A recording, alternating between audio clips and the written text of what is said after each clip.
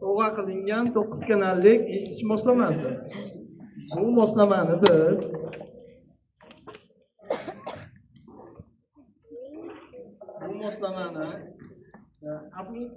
apparati yordamida o'qituvchilarimiz bilan o'quvchilarimizni bir-biriga bog'laymiz.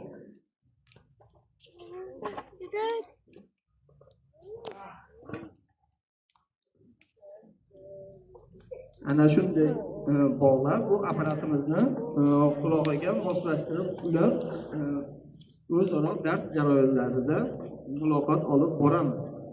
Bu apparatimizni parvarishlash juda ham zarur.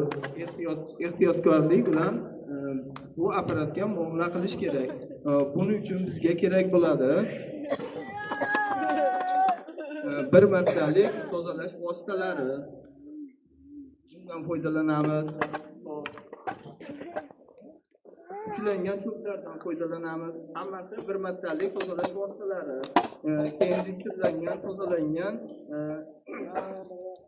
salfetkalar va toza momiq paxtadan foydalanamiz. Aks holda bu apparat